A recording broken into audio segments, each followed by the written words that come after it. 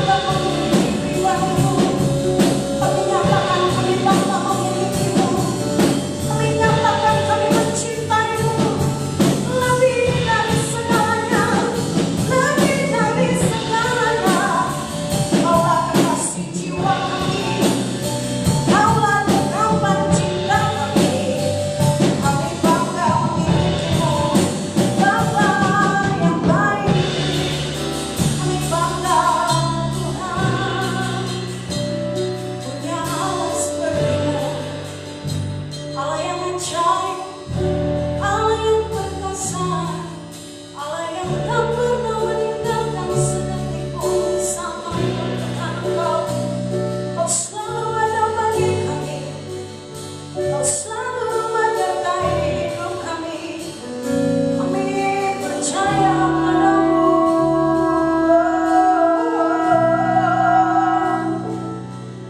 Kami menikmati anugerah tanpa batas, semua karena kasih setiamu bagi kami Tuhan.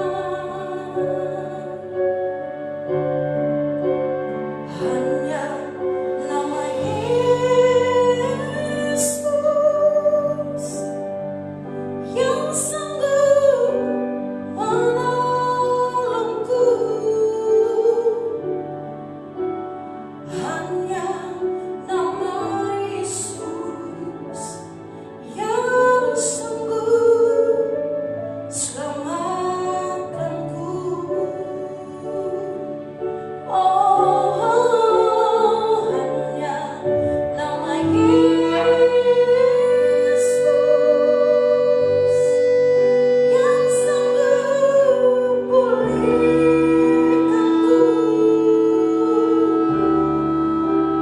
Hanya kuasa-Mu yang sanggup mengangkatku. Katakan hanya nama Yesus, hanya nama Yesus yang sanggup menolongku. Tuhan, hanya nama Yesus yang sanggup selamatkanku.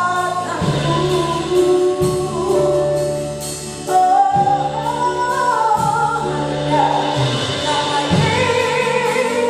Yesus yang sanggup pulihkanku. Hanya kuasa-Mu yang sanggup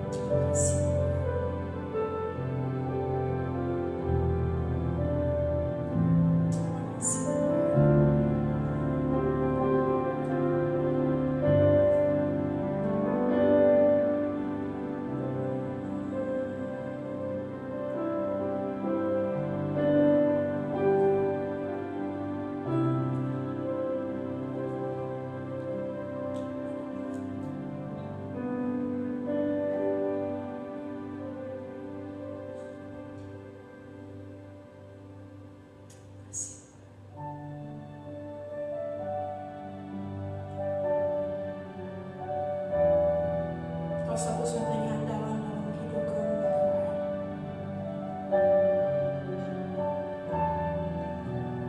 Kau Tuhan jadi andalanku, hanya Kau Tuhan yang ku percaya. Di saat aku sudah tak mampu,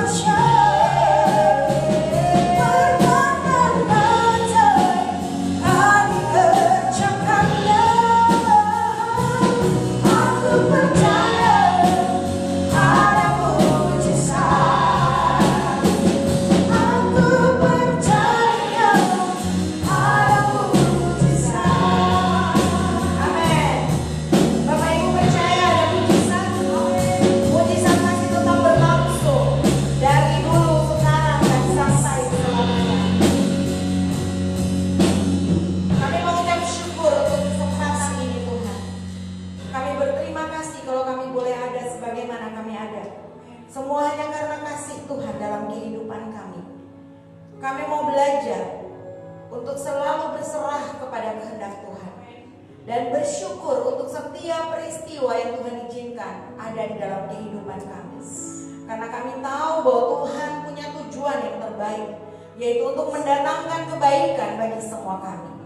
Karena itu di pagi ini Tuhan, lewat live streaming, tidak akan mengurangi esensi daripada ibadah ini. Karena Engkau Roh Kudus yang maha hadir, Engkau ada di tempat ini, Engkau ada di mana-mana, di seluruh tempat, dari seluruh Bapak Ibu yang menyaksikan acara malam pagi ini Tuhan. Karena itu Roh Kudus, biarlah firman yang disampaikan akan mampu untuk mengubah keadaan kami. Biarlah kami semua punya kerinduan yang besar untuk membiarkan Tuhan menjadi segala-galanya dalam kehidupan kami, mengambil alih pemimpin dari kehidupan kami. Dan hamba yang akan menyampaikan bukan dari apa yang hamba tahu, tapi biarlah itu semua berasal dari apa yang Tuhan mau untuk kami semua lakukan di pagi ini. Di dalam nama Tuhan Yesus kami berdoa. Haleluya. Amin. Bapak Ibu, tanpa terasa kita sudah ada di minggu kedua dari bulan Mei. Wow. Umumnya dari Maret ya. Terima kasih tim musik. Dari Maret itu kita sudah punya ada beberapa yang memang aktivitasnya sudah di rumah. Tapi saya tetap bersyukur sekalipun kita beribadah saat ini lewat live streaming ya. Dan seperti tadi saya katakan, Roh Kudus adalah maha hadir, maka di sini ada, di tempat Bapak Ibu juga ada. Kuasanya yang mampu mengubahkan itu masih tetap sama sekarang dan sampai selama-lamanya. Masih di tema From Passover to Pentecost. Tanggal 12 April yang lalu kita baru saja merayakan Paskah. Jadi hari-hari ini adalah waktu di mana Tuhan Yesus sedang menampakkan diri di mana-mana. Dimulai kita tahu dengan Maria Magdalena, lalu diteruskan dengan 2 orang yang jalan ke Emmaus dan murid-muridnya dan seterusnya.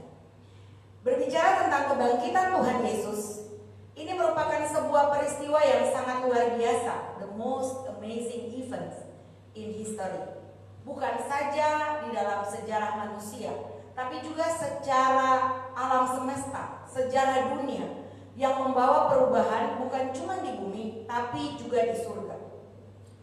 First born of new creation in new heaven, new earth, sesuatu yang Tuhan nanti-nantikan. Kita tahu bahwa ketika Kejadian 3 Adam jatuh ke dalam dosa, maka manusia terputus dengan Tuhan.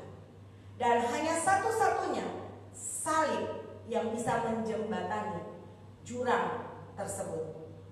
Wow, makanya ketika dibuat skenario oleh Tuhan penyelamatan manusia, ada Tuhan Yesus yang harus berkorban untuk kita. Dan saudara bayangkan ketika dia bangkit, itu hal yang dinanti-nanti oleh seluruh sorga, karena keselamatan yang besar itu telah dilaksanakan dengan sempurna oleh satu nama, yaitu Tuhan Yesus. Beri kemuliaan untuk Tuhan kita. Makanya Paulus menulis dalam Filipi 3 ayat 10-11, yang kukehendaki ialah mengenal Dia dan kuasa kebangkitannya dan persekutuan dalam penderitaannya, di mana aku menjadi serupa dengan Dia dalam kematiannya, kata Paulus, supaya aku akhirnya beroleh kebangkitan dari antara orang mati. Mengenal Dia dan kuasa kebangkitannya. Bapak Ibu, mungkin karena terlalu sering kita menganggap itu sesuatu yang biasa. Bahkan kalau mau dibilang bahwa Tuhan Yesus itu menjadi sentral poin dari sejarah bumi ini. Kita tahu penanggalan saat ini tahun 2019-2020 itu berasal menjadi tolak ukur dari kebangkitan, kematian, bahkan kelahiran Tuhan Yesus pastinya ya. Nah, beberapa dari saudara yang saat ini sedang menghadapi masalah rumah tangga, keuangan, kehilangan pekerjaan, sakit penyakit, atau apapun nama masalahnya, saya mau Bapak Ibu dengar ini, bahwa ketika Tuhan Yesus bangkit, itu membuktikan ada kuasa yang besar dari kebangkitan Tuhan Yesus. Makanya saya beri tema di pagi ini adalah kuasa kebangkitan Tuhan Yesus itu yang membuat saudara dan saya mampu, membuat kita tetap mampu untuk menjalani hari-hari hidup ke depan kita. Amin ya. Kalau kematian saja, alam maut saja bisa dikalahkannya, itu itu membuktikan bahwa ia punya kuasa yang besar, termasuk kuasa untuk mengubah hidup saudara dan saya. Amin. Tidak peduli seberapa besar persoalanmu, tak peduli seberapa besar keadaanmu saat ini, kebangkitannya membuktikan ada kuasa yang besar yang Tuhan mampu lakukan. Amin, Bapak Ibu. Itu harusnya membuat kita semakin bangga dengan Tuhan kita, karena itu sekaligus menjadi jaminan bagi kita. 1 Korintus 15 ayat 17. Dan jika Kristus tidak dibangkitkan, maka sia-sialah kepercayaan kamu, dan kamu masih hidup dalam dosa. Agama lain tidak mengakui kebangkitan. Mengapa? Karena sebenarnya inilah yang menjadi dasar dari kepercayaan kita. Karena ada sebuah kejadian yang tidak bisa diterima dengan akal pikiran, tapi itu dibuktikan oleh Tuhan kita. Seharusnya ketidakpercayaan itu berhenti ketika orang yang beberapa waktu lalu mereka saksikan mengalami penderitaan, kemudian disalibkan, bahkan mati di kayu salib, tiba-tiba bangkit, tiba-tiba bisa ditemui di mana-mana. Dia muncul dalam keadaan hidup. Tapi itu pun masih begitu banyak orang yang menyangkalinya. 1 Korintus 1 ayat 22, orang-orang Yahudi menghendaki tanda dan orang-orang Yunani mencari hikmat. Tetapi kami, saudara dan saya, memberitakan Kristus yang disalibkan. Amin. Kalau kematian saja bisa diterobos, bisa dikalahkan oleh Tuhan Yesus, maka percayalah, apapun yang sedang saudara dan saya hadapi, bahkan virus corona yang sedang kita hadapi saat ini, akan mampu untuk kita hadapi, akan mampu untuk kita lewati. Amin. Ada satu hal yang sering beberapa hari terakhir ini mengganggu pikiran saya, bahwa sebelum kita bicara tentang bangkitan, maka ada yang namanya penyaliban. Karena itu kita perlu untuk terus mengingat akan salib Tuhan. Itu yang harus membuat kita lebih lagi percaya bahwa Tuhan kita adalah Tuhan yang luar biasa. Karena ketika kita mulai memperhatikan salib Tuhan, maka kita akan melihat dan menemukan bahwa Tuhan Yesus adalah model terbaik dalam mengatasi masa-masa penderitaan. Kalau hari ini Anda sedang ada di dalam penderitaan, menurut Anda, atau apapun persoalan yang sedang kita hadapi, Yesus model terbaik untuk mengatasi rasa sakit atau penderitaan. Kalau kita pelajari, ada 3 siksaan yang diterima Tuhan Yesus. Siksaan secara tubuh, secara fisik, secara jasmani. Kita tahu kisah ini. Sebenarnya kalau ini bukan live streaming, bisa diputarkan. Saya pengen kasih gambaran film yang akhir-akhir ini sering kita tonton, atau yang masih paling baru, The Passion. Bagaimana terjadi begitu besar penganiayaan, hebat penganiayaannya. Tertulis juga dalam kitab Injil, ya, ada saksi-saksi, bukan satu, tapi semua kitab Injil. Bahkan di dalam Yesaya pun dituliskan dengan detailnya, ya, menggambarkan situasi. Ia diludahi, ia ditampar, ia dibelenggu, bahkan dimahkotai duri, ia dipukul, ia ditikam, ia dicambuk. Bapak Ibu, apa yang sedang saudara dan saya hadapi? Anda sedang dikhianati oleh orang yang Anda percayai? Anda sedang mengalami apa? Apakah sampai pada level yang Tuhan alami? Bahkan saya baca sebuah tulisan tentang cambuk yang didapat oleh Tuhan Yesus. Di tradisi Romawi ada 2 jenis hukuman cambuk. Untuk orang Romawi dan untuk orang yang bukan Romawi, termasuk juga orang Yahudi. Yang untuk orang Romawi, mereka menggunakan tongkat kayu atau ranting-ranting. Sedangkan untuk orang non-Romawi, mereka menggunakan cambuk yang pegangannya dari kayu atau besi dengan ujung-ujungnya ada tali dari kulit kayu yang dipilih, dan itu sakit sekali. Pada ujung tali-tali itu ada bulatan besi atau timah yang bergerigi, atau juga tulang domba yang ditajamkan. Makanya kalau kita lihat filmnya, itu seperti mencabik-cabik daging tubuh dari Tuhan Yesus. Itulah yang digunakan untuk mencabuk Tuhan Yesus. Makanya Yesaya 53 ayat 2 dikatakan, ia tidak tampan dan semaraknya pun tidak ada, sehingga kita memandang dia, dan rupa pun tidak, sehingga kita menginginkannya. Wow. Mari kita renungkan betapa siksaan yang Tuhan terima. Siksaan yang tidak main-main, Bapak Ibu.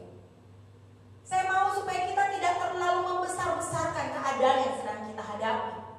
Saya mau supaya kita kembali ingat akan salib Tuhan, karena dia role model, dia contoh terbaik ketika dia bisa mengatasi persoalan, penderitaan di saat dia punya kemampuan untuk membalas, tapi dia tidak melakukannya. Ada siksaan yang kedua secara mental. Bagaimana dia dipermalukan. Saudara bisa bayangkan, dia berjalan hampir telanjang, diiring-iring di sepanjang jalan itu, dengan diejek, ditonton, saudara, wow, saya tidak tahu mau bilang apa, tapi ini semakin membuat saya mencintai Tuhan saya, dan semakin harusnya membuat kita tidak membesar-besarkan persoalan yang sedang kita hadapi. Ia dihina, Yesaya 53 ayat 3, dihindari orang, seorang yang penuh kesengsaraan dan biasa menderita kesakitan. Ia sangat dihina sehingga orang menutup mukanya terhadap dia, dan bagi kita pun dia tidak masuk hitungan. Wow, saudara, penderitaan yang dia alami secara fisik, secara mental, masih ada lagi tuh siksaan secara spiritual atau roh. Kita tahu bahwa ia kesalib untuk menanggung semua kesalahan kita. Kalau kita lihat pencuri yang mencuri, maling, dipukul, digebukin, itu kesalahannya. Tapi bagaimana dengan Tuhan Yesus? Ketika dia harus memikul salib, dia memikul dosa pembunuh, dia memikul dosa penjahat, dia memikul dosa saudara dan saya. Dia menggantikan posisi saudara dan saya. Semua klaim iblis atas hidup kita ketika kita jalan meninggalkan Tuhan, ketika kita melakukan kesalahan, dia ambil itu. Semua kutuk dosa yang ditimpakan atasnya. Wow, Yesaya 53 ayat 4, tetapi sesungguhnya penyakit kitalah yang ditanggungnya, dan kesengsaraan kita yang dipikulnya. Tuhan Yesus mengalami siksaan yang sempurna, tapi ia tetap menang. Ia menang. Kabar baiknya, Yesus menang, Bapak Ibu.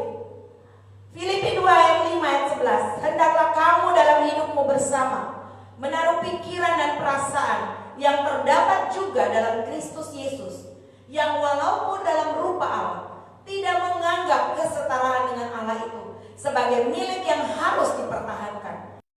Dia telah mengosongkan dirinya sendiri dan mengambil rupa seorang hamba dan menjadi sama dengan manusia, dan dalam keadaan sebagai manusia ia telah merendahkan dirinya dan taat sampai mati, bahkan sampai mati di kayu salib.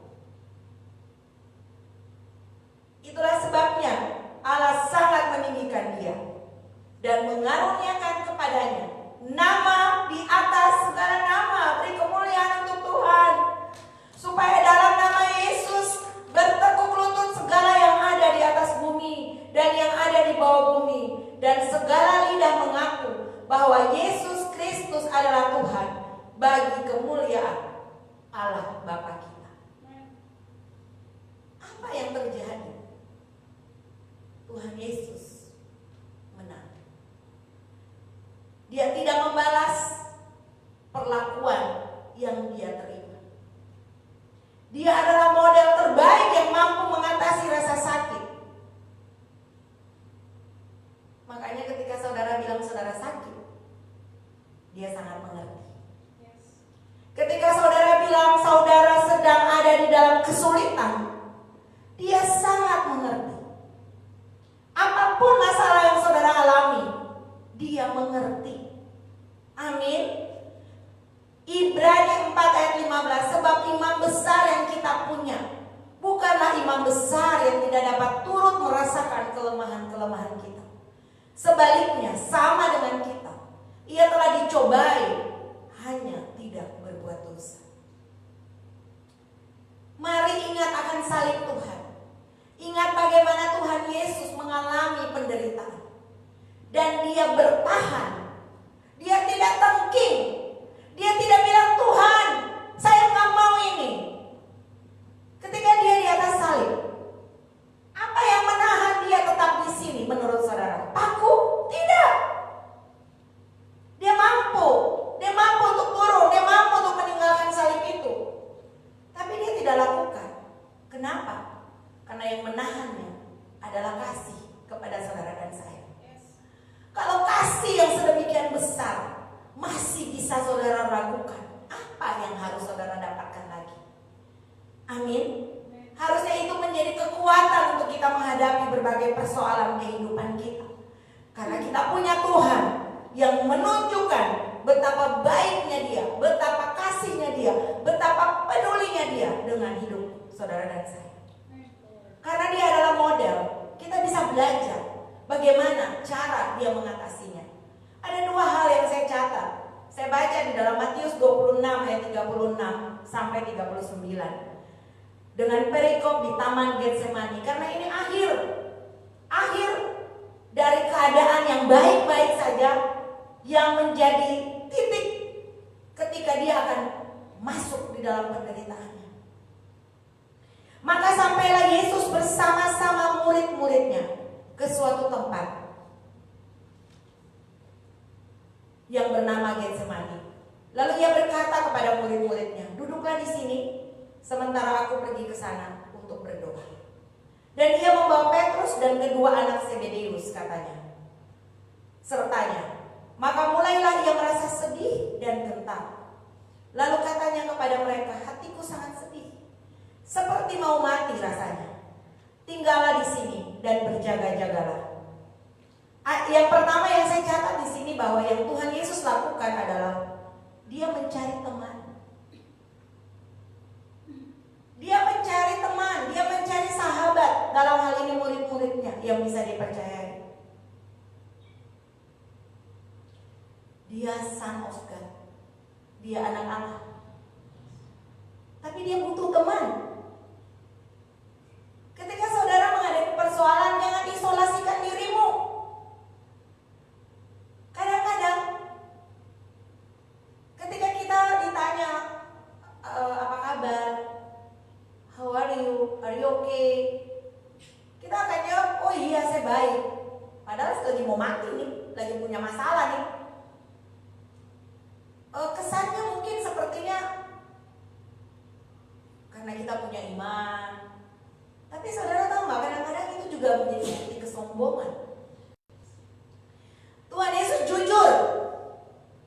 Dia ungkapkan apa yang dia rasa kepada temannya. Aku rasanya mau mati. Kegalauannya, kegundahannya dia omongin. Kita kadang-kadang jaim banget, sok banget, belagu banget.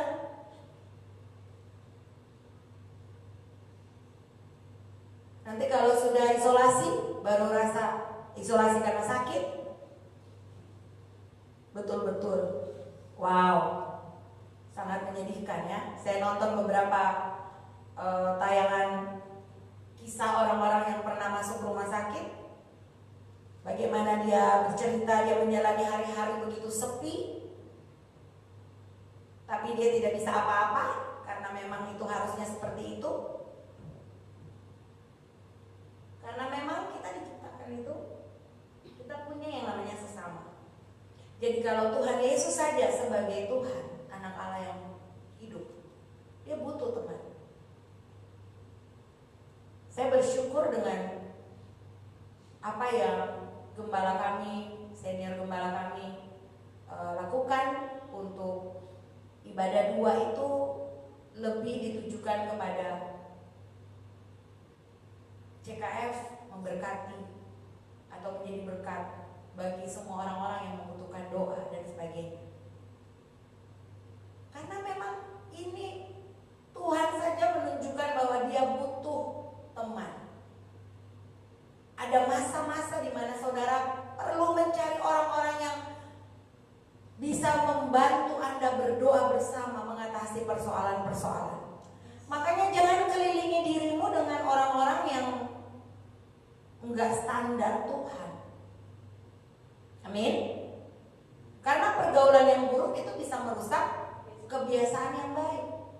Kita perlu mengelilingkan diri kita dengan orang-orang yang punya standar Tuhan, yang kita tahu hidupnya takut akan Tuhan, yang kita tahu ketika kita dengar nasihatnya, ketika kita sharing dengannya, maka kita seperti mendengar Tuhan berbicara.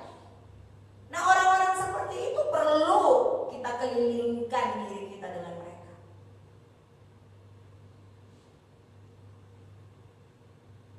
Ada sebuah quotes yang saya baca, express your pain and confess to God. Ketika kita bisa mengekspresikan rasa sakit kita, kita akan mengaku itu kepada Tuhan. Kadang-kadang mungkin itu dianggap biasa, tapi saudara tahu nggak, pengakuan itu bagi Tuhan penyelesaian. Dan ketika kita datang kepada Tuhan dengan ngomong apa saja yang kita rasakan, itu hal yang paling menyukakan hati. Seperti seorang anak kepada bapaknya.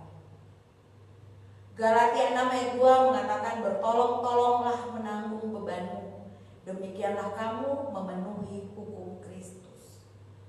Jadi Alkitab pun menyarankan untuk kita saling menolong, membutuhkan teman, mencari teman. Ketika ada dalam persoalan, yuk puasa bareng, yuk doa bareng, yuk tolong doakan saya. Itu tidak akan menurunkan nilai. Teman seperti apa? Ya, yang tadi saya katakan, kelilingi dengan teman-teman yang benar, teman-teman yang takut akan Tuhan. Hal pertama yang Tuhan kerjakan adalah Dia mencari teman. Hal kedua yang dilakukan adalah Dia mencari Tuhan. Teman tidak bisa merasakan apa yang kita rasakan. Memang kita butuh mereka, tapi ada tingkatan yang lebih lagi. Teman bisa lelah atau bosan, tetapi Tuhan tidak. Itu bisa terlihat ketika apa? Ketika murid-muridnya tertidur waktu Tuhan Yesus mengajak mereka. Teman juga tidak selalu bersama kita, tapi Tuhan selalu bersama kita. Amin. Dan ketika kita mencari Tuhan Yesus, seperti yang Tuhan Yesus contohkan, yaitu dengan apa? Berdoa. Ada di dalam ayatnya yang ke-39, maka ia maju sedikit, lalu sujud dan berdoa. Katanya, ya Bapakku, jikalau sekiranya mungkin, biarlah cawan ini lalu daripadaku. Tetapi janganlah seperti yang ku kehendaki, melainkan seperti yang Engkau kehendaki. Tuhan Yesus berdoa, Dia memanggil Bapa ketika kita dalam persoalan. Tuhan Yesus berdoa, Dia memanggil Bapa. Gak perlu repot, gak perlu ribet, karena Tuhan mengumpamakan dirinya sebagai Bapa. Saya ingat waktu awal-awal kisah ini, corona ini, suatu waktu saya dikasih sebuah gambaran begini. Ketika anakmu menghadapi persoalan, dia akan mencari orang tuanya untuk mengatasi. Misalnya dia dihina atau dia disakitin temannya di sekolah, maka dia akan memanggil atau mengadukan hal itu kepada orang tuanya. Kenapa? Karena dia tahu bahwa orang tua punya kekuatan lebih daripada dia untuk mengatasi temannya itu. Nah, ketika sesuatu persoalan yang kita rasa besar tidak bisa kita hadapi, maka figur yang tidak terkalahkan sampai saat ini siapa? Tuhan. Tempat yang paling tepat adalah kita datang kepada Tuhan. Amin, Bapak Ibu. Karena apa? Karena Tuhan pasti mampu untuk menyelesaikan semua persoalan. Ketika corona datang, apa yang bisa saudara dan saya lakukan? Cuci tangan, apalagi pakai masker, jaga imun tubuh, dan sebagainya dan sebagainya. Tapi kalau bukan karena pertolongan Tuhan, itu juga tidak menjamin, Bapak Ibu. Itu hal-hal yang secara lahirnya kita lakukan. Tapi kita sangat tahu bahwa segala sesuatu yang terjadi, bahkan rambut di kepala bisa terlepas dan jatuh, semua atas izin Tuhan. Karena itu kita tetap perlu Tuhan. Amin. Nah, waktu Tuhan Yesus menghadapi, dia berdoa, dia panggil Bapa. Kita bisa ikutin contoh yang Tuhan Yesus lakukan. Dia menyatakan, jikalau sekiranya mungkin. Sebelumnya dia bilang, ya Bapa, jikalau sekiranya mungkin, biarlah cawan ini lalu daripadaku. Tetapi janganlah seperti yang kau kehendaki, melainkan yang seperti Engkau kehendaki. Yang pertama dia menyatakan kebesaran Tuhan, bahwa Tuhan Bapaknya itu mampu untuk bikin apapun. Tapi yang kedua dia juga ngomong dengan jujur, apa yang dia mau. Kalau boleh, saya nggak mau kena corona, saya nggak mau kehilangan pekerjaan, saya nggak mau punya sakit penyakit ini, saya nggak mau mengalami kesulitan ini. Saya ingin terus bicara aja apa yang Anda mau, apa yang Anda inginkan. Kemudian kita harus sampai pada poin ketiga, bukan yang kuhendaki, tapi yang Tuhan kehendaki. Kenapa kita harus katakan ini? Karena yang kita mau belum tentu yang terbaik, tapi yang Tuhan lakukan itu pasti yang terbaik. Amin Bapak Ibu. Ingatlah selalu bahwa sebelum kebangkitan ada penyaliban. Sebelum hari Minggu ada hari Jumat. Kalau hari ini situasi Anda seperti ada di hari Jumat. Hari Jumat itu bicara tentang apa sih? Hari Jumat bicara tentang penderitaan. Hari Jumat bicara tentang kesakitan. Bahkan hari Jumat bicara tentang kematian. Jangan kecewa, jangan berhenti berharap, jangan putus asa. Atau Anda yang ada di hari Sabtu, apa itu hari Sabtu? Hari Sabtu isinya confusing, bingung. Orang lagi bingung. Kok bisa Tuhan itu mati? Ada begitu banyak kebingungan yang terjadi. Kok bisa orang yang percaya Tuhan itu mati? Kok bisa corona ini begitu mewabah? Kok bisa saya kehilangan pekerjaan? Kok bisa kebingungan? Apa yang sedang Anda hadapi hari ini, hari Sabtu? Tenang, masih ada hari Minggu. Hari Minggu ada kebangkitan. Tepuk tangan buat Tuhan Yesus, semua yang di sini tepuk tangan buat Tuhan Yesus. Ada kebangkitan hari Minggu, ada sukacita hari Minggu, ada teriak kemenangan hari Minggu, ada kemerdekaan hari Minggu, ada jaminan keselamatan.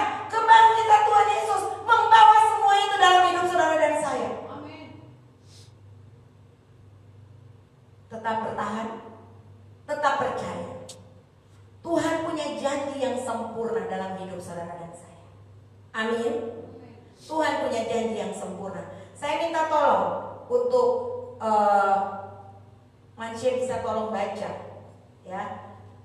Tolong baca Yohanes 16 ayat 16.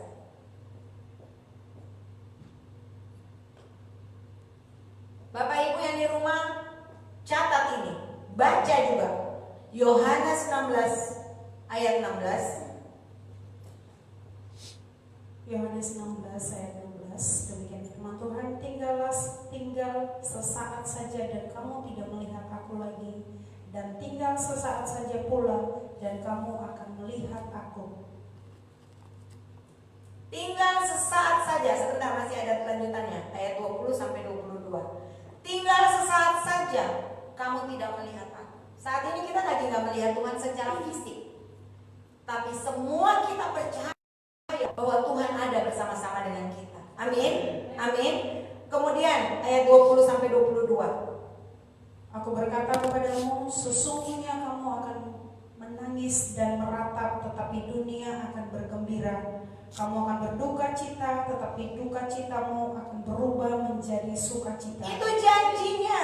Yes. Amin. Terus seorang perempuan berduka cita pada saat ia melahirkan, tetapi sesudah ia melahirkan anaknya, ia tidak ingat lagi akan penderitaannya, karena kegembiraan bahwa seorang manusia telah dilahirkan ke dunia. Amin. Bapak Ibu, yang sedang kita alami saat ini itu nggak dibanding kemuliaan yang Tuhan siapkan buat saudara dan saya. Amin. Tetap bertahan, tetap percaya bahwa ketika kebangkitan Tuhan Yesus, maka itu pertanda kita akan menjadi orang-orang yang mampu menghadapi berbagai persoalan. Ada kuasa di dalam kebangkitannya. Amin. Ada kuasa untuk mengubah kehidupan kita. Ada kuasa untuk memulihkan keadaan kita. Ada kuasa untuk membuat situasi ini menjadi lebih baik. Dan itu dimulai ketika Tuhan Yesus bangkit. Dan itu sudah terjadi. Biarlah itu menjadi pegangan kehidupan saudara dan saya sampai pada saat Tuhan Yesus datang. Jangan pernah meragukan janji Tuhan. Jangan pernah meragukan kasih Tuhan. Amin. Jangan pernah meragukan kemampuan Tuhan. Dia mampu Bapak Ibu. Dia mampu untuk menyelesaikan persoalanmu. Dia mampu untuk kembali memulihkan keluargamu. Dia mampu untuk memulihkan keuanganmu. Dia mampu untuk memberikan yang terbaik. Sakit penyakitmu dia mampu untuk menyembuhkanmu.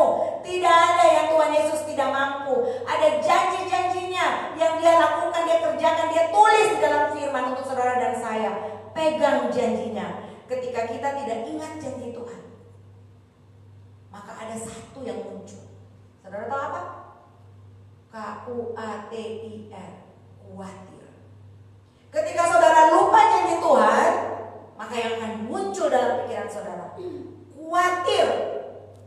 Dan orang yang khawatir dikatakan orang yang tidak mengenal Allah. Amin. Waktu kita sakit, kita nggak punya BPJS, kita nggak punya asuransi. Saudara harus masuk rumah sakit. Saudara pasti nggak bisa tenang. Saudara pasti mikir bilnya. Saya bayar bagaimana kalau saudara punya tabungan? Tapi kalau saudara punya BPJS minimal, apalagi punya asuransi yang bayar sesuai tagihan, wah saudara bisa tidur aja santai menikmati. Kenapa? Karena saudara punya jaminan. Ada sebuah rasa yakin, ada sebuah rasa aman, dan itu harusnya menjadi rasa jaminan bagi saudara dan saya, yaitu ketika saudara dan saya pegang janji Tuhan. Katakan pegang janji Tuhan. Karena janji Tuhanlah yang membuat saudara tuh pede waktu saudara berpisah, lalu saudara ngomong, kita ketemu besok ya. Lu yakin sekali. Karena apa? Karena janji Tuhan. Karena kasih Tuhan. Itu yang membuat saudara dan saya bisa hidup sampai detik ini. Jadi kesimpulannya, kita sudah sampai di kesimpulan. Apapun yang sedang saudara lalui hari ini, kebangkitan Tuhan Yesus adalah sesuatu yang punya kuasa untuk mampu mengubah keadaan kita. Dan saudara tahu janji yang paling luar biasa yang Tuhan janjikan buat saudara dan saya adalah ada di hari Pentakosta, ketika Roh Kudus dijanjikan untuk saudara dan saya. Amin. Kita perlu untuk mengandalkan Tuhan, untuk memegang janji-janji Tuhan, untuk mengklaim janji-janji Tuhan. Dari mana saudara bisa tahu itu? Saudara harus baca Alkitab. Bisa tolong ikuti, ada program-program dari kita, yaitu membaca Alkitab, menghafal firman Tuhan setiap hari, sehingga itu bisa menjadi gaya hidup saudara dan saya. Itu sebagai sebuah amunisi untuk menghadapi berbagai persoalan. Ketika masalah datang, kita akan bilang kita punya Tuhan yang besar. Ada firman-firman Tuhan yang begitu mendukung untuk kita menjadi pemenang melawan semua persoalan-persoalan kehidupan kita. Saya sudah selesai. Mari saya minta tim musik. Kita akan angkat satu pujian sebelum kita doa berkat. Dan sebelum itu saya mau katakan buat Bapak Ibu yang hari ini sedang mendengar, kalau Anda punya masalah, kalau ada persoalan yang rasanya berat, saya ingin berdoa buat Bapak Ibu. Bapak Ibu tinggal taruh tangan kanan di dada. Kita akan nyanyikan lagi lagu Ada Mujizat, karena mujizat itu masih tetap ada dalam kehidupan saudara dan saya. Ya, saudara taruh tangan kanan saudara di dada. Saudara yang ingin didoakan, saudara yang punya masalah rumah tangga, saudara yang punya masalah keuangan, saudara yang punya masalah apa saja. Tapi Tapi sebelumnya, kalau hari ini ada dari antara saudara yang mungkin saja baru pertama kali mendengar kata Tuhan Yesus, saya mau kasih tahu buat saudara, satu-satunya agama yang di dalamnya Tuhannya bangkit itu hanya ada di dalam Yesus. Dan Yesus Kristus adalah jalan, kebenaran, dan hidup. Tidak ada satupun orang yang bisa sampai kepada Bapa tanpa melalui Tuhan Yesus. Karena itu, mari ikut saya. Kalau Anda belum pernah berdoa seperti ini, ikut saya. Katakan ikut apa yang akan saya katakan. Dan kita akan berdoa. Tuhan Yesus, hari ini saya membuka hati saya. Saya menerima Engkau sebagai Tuhan dan Juru Selamat pribadi dalam kehidupan saya. Dan saya percaya bahwa Tuhan Yesus telah bangkit mengalahkan maut. Karena itu saya percaya bahwa kebangkitan Tuhan Yesus akan mampu memberikan kuasa dalam hidup saya. Sehingga saya akan terus menjadi pemenang dalam setiap persoalan saya. Ketika saya percaya hari ini, saya membuka hati ini, masuklah Tuhan, menjadi Tuhan di dalam kehidupan saya. Dan saya percaya hari ini juga nama saya sudah dicatat di dalam kitab kehidupan. Terima kasih Tuhan Yesus, karena hari ini Engkau telah masuk dan tinggal di dalam hati saya. Haleluya. Mari kita akan berdoa untuk semua Bapak Ibu yang punya masalah sakit apapun itu. Kalau Anda ingin didoakan secara langsung, lebih spesifik, Anda bisa tuliskan di situ. Nanti ada tim yang terus mencatat ya. Bahkan nanti juga ada sesi 2 yang khusus juga Pak Gembala buat untuk melayani semua Bapak Ibu ya. Kita perlu partner doa. Kita perlu orang-orang yang mau membagi hidupnya untuk berdoa bersama. Jangan lewatkan kesempatan ini Bapak Ibu ya. Kita akan angkat dulu, silakan tim musik.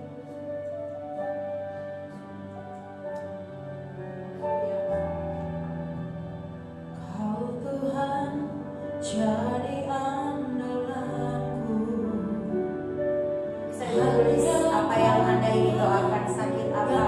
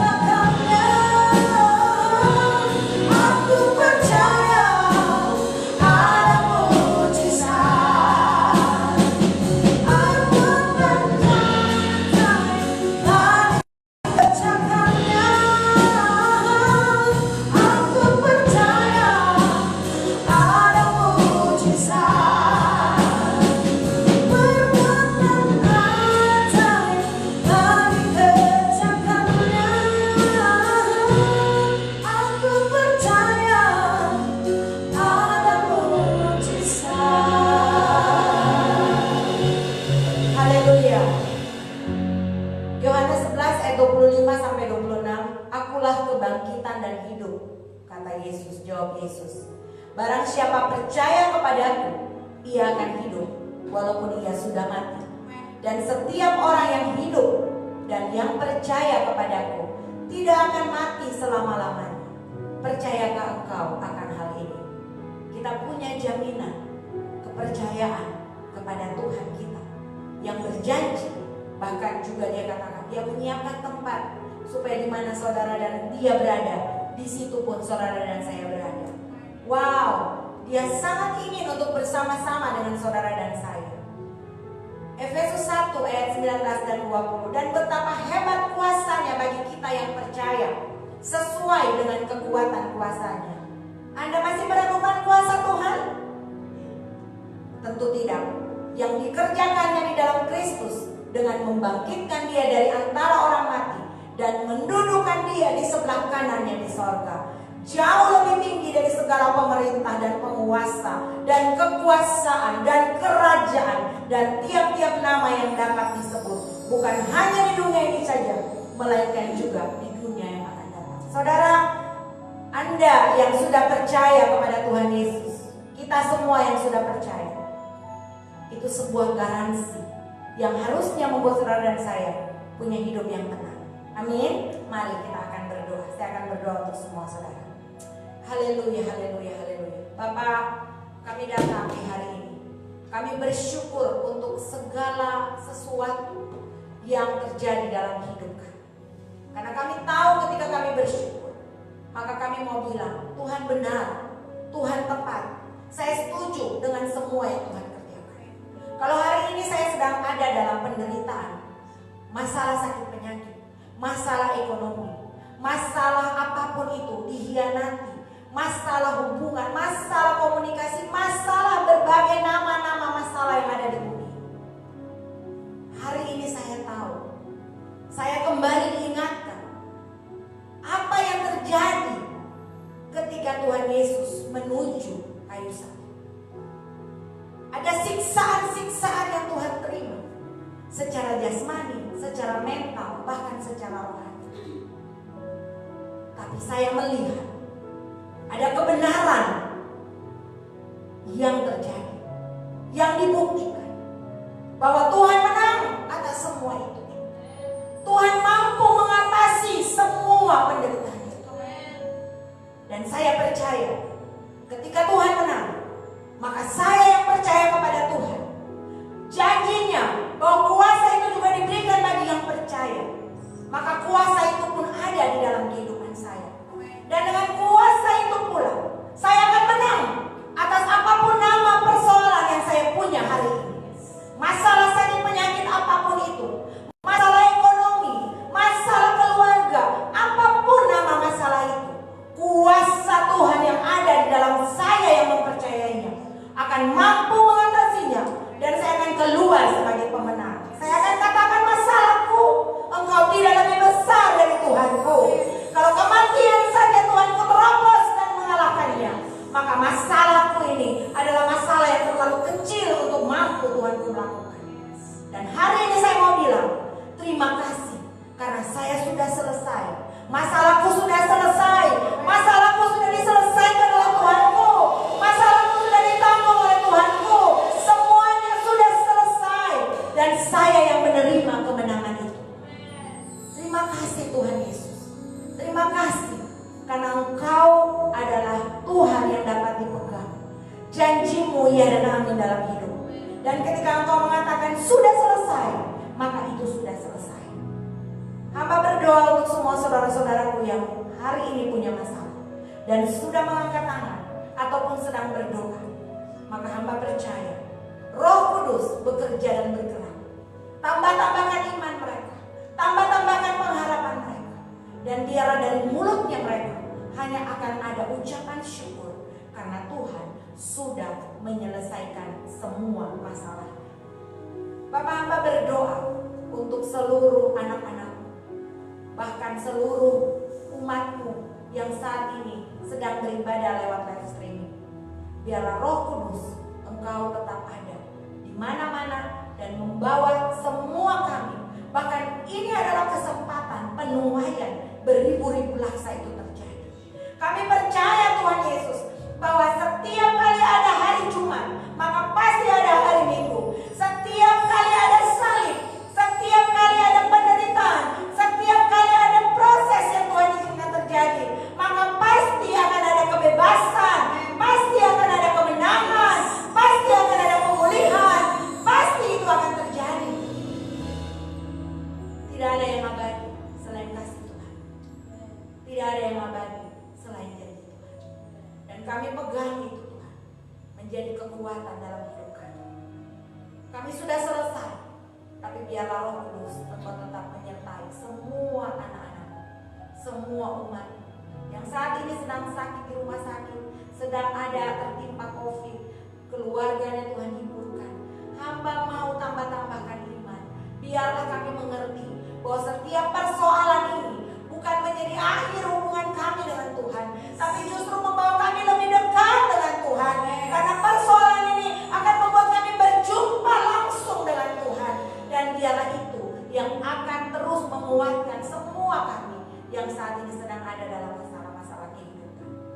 Akhirnya Tuhan Yesus, kami percaya bahwa segalanya ada di dalam kendali Tuhan. Kami akan melihat langit yang baru, bumi yang baru, suasana yang baru, keadaan yang kembali baru. Semuanya akan terselesaikan. Tidak ada lagi lockdown, sekolah akan kembali berjalan normal, kehidupan ini akan kembali berjalan normal. Ini masa untuk kami mempersiapkan kehidupan yang lebih baik dengan Tuhan. Terima kasih Engkau izinkan semua ini Tuhan. Dan saatnya kami akan menerima berkat Tuhan. Mari Bapak Ibu, kita akan terima berkat Tuhan. Tuhan memberkati engkau dan melindungi engkau.